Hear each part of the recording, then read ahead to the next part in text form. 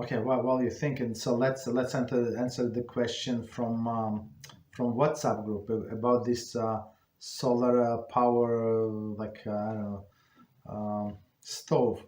So well, what we said that cooking by the sun there is no problem, but this is actually this device. It takes the energy from sun and converts to electricity into some kind of heat. That's forbidden.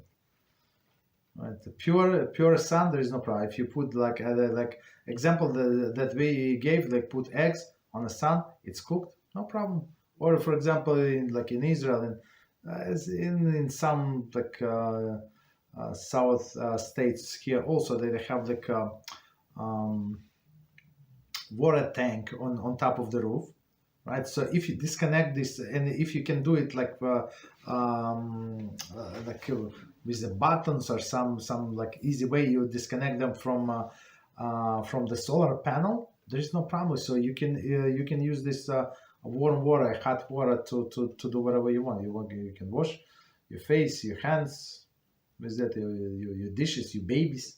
There is no problem. That water that was warmed up by the sun, there is no problem. In a tank, but not from the solar panel. Okay.